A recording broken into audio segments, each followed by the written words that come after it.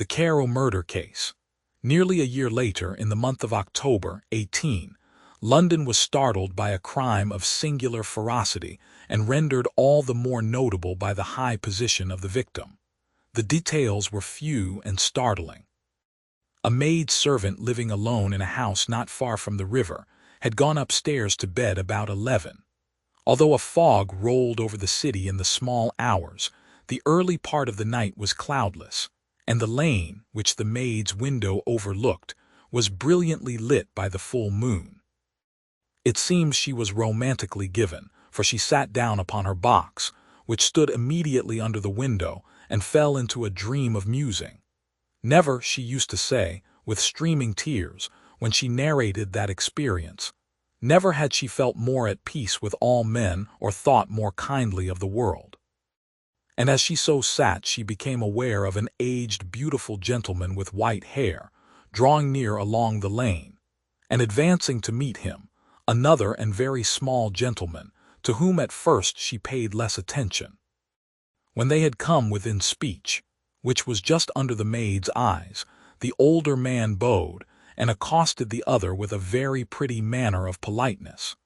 It did not seem as if the subject of his address were of great importance. Indeed, from his pointing, it sometimes appeared as if he were only inquiring his way. But the moon shone on his face as he spoke, and the girl was pleased to watch it. It seemed to breathe such an innocent and old-world kindness of disposition, yet with something high too, as of a well-founded self-content. Presently her eye wandered to the other, and she was surprised to recognize in him a certain Mr. Hyde, who had once visited her master, and for whom she had conceived a dislike. He had in his hand a heavy cane with which he was trifling, but he answered never a word and seemed to listen with an ill-contained impatience. And then all of a sudden he broke out in a great flame of anger, stamping with his foot, brandishing the cane and carrying on, as the maid described it, like a madman. The old gentleman took a step back, with the air of one very much surprised and a trifle hurt, and at that Mr. Hyde broke out of all bounds and clubbed him to the earth. And next moment, with ape-like fury, he was trampling his victim under foot and hailing down a storm of blows, under which the bones were audibly shattered and the body jumped upon the roadway. At the horror of these sights and sounds, the maid fainted. It was 2 o'clock when she came to herself and called for the police. The murderer was gone long ago, but there lay his victim in the middle of the lane, incredibly mangled. The stick with which the deed had been done, although it was of some rare and very tough and heavy wood, had broken in the middle under the stress of this insensate cruelty, and one splintered half had rolled in the neighboring gutter.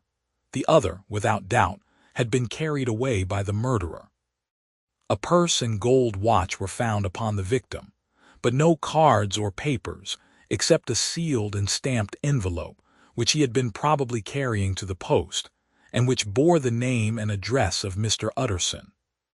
This was brought to the lawyer the next morning before he was out of bed, and he had no sooner seen it and been told the circumstances than he shot out a solemn lip. "I shall say nothing till I have seen the body," said he. "This may be very serious. Have the kindness to wait while I dress." And with the same grave countenance he hurried through his breakfast and drove to the police station, whither the body had been carried. As soon as he came into the cell, he nodded. "Yes," said he, "I recognize him. I am sorry to say that this is Sir Danvers Carew." "Good God, sir!" exclaimed the officer, "is it possible?" And the next moment his eye lighted up with professional ambition.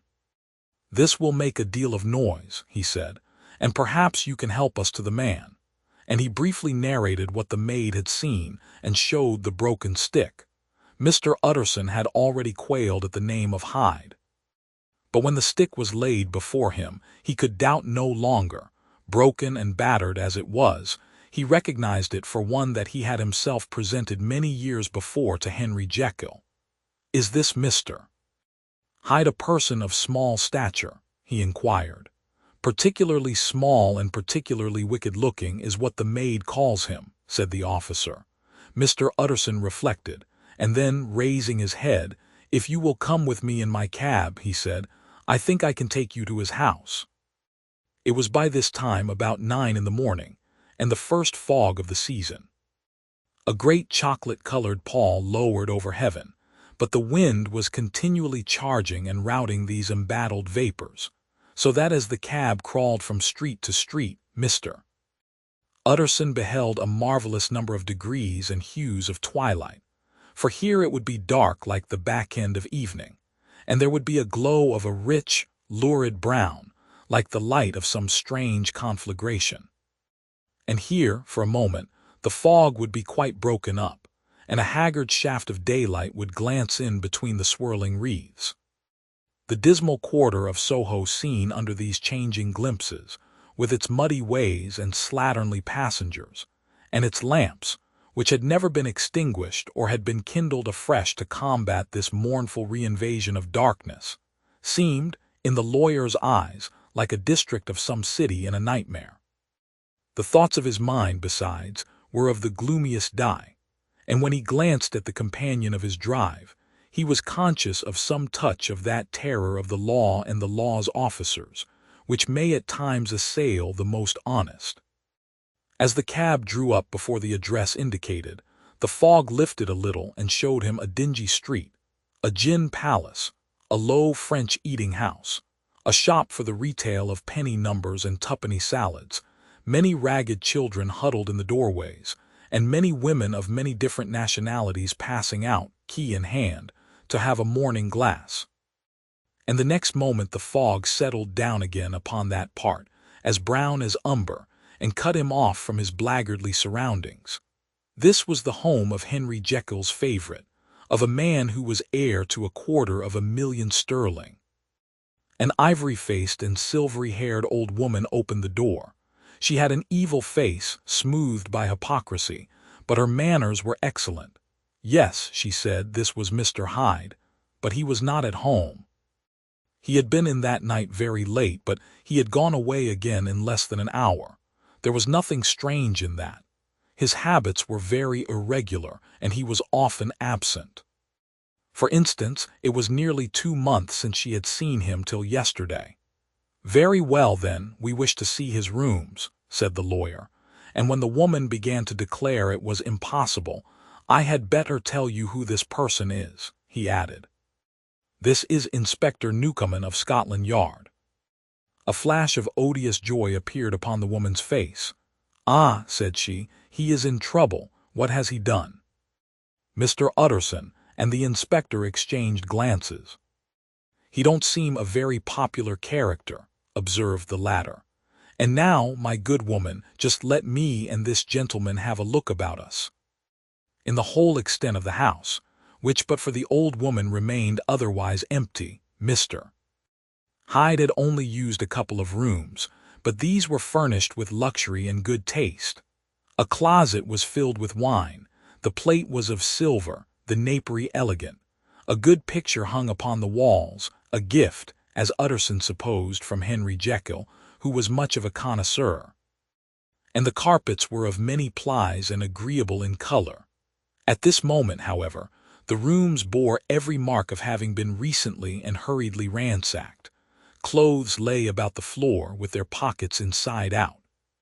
Lock-fast drawers stood open, and on the hearth there lay a pile of gray ashes, as though many papers had been burned.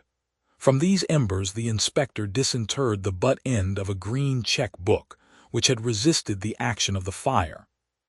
The other half of the stick was found behind the door, and as this clinched his suspicions, the officer declared himself delighted. A visit to the bank, where several £1,000s were found to be lying to the murderer's credit, completed his gratification. "You may depend upon it, sir," he told Mr. Utterson. "I have him in my hand. He must have lost his head, or he never would have left the stick or, above all, burned the check book. Why, money's life to the man. We have nothing to do but wait for him at the bank, and get out the handbills." This last, however, was not so easy of accomplishment, for Mr. Hyde had numbered few familiars. Even the master of the servant maid had only seen him twice. His family could nowhere be traced. He had never been photographed, and the few who could describe him differed widely, as common observers will. Only on one point were they agreed, and that was the haunting sense of unexpressed deformity with which the fugitive impressed his beholders.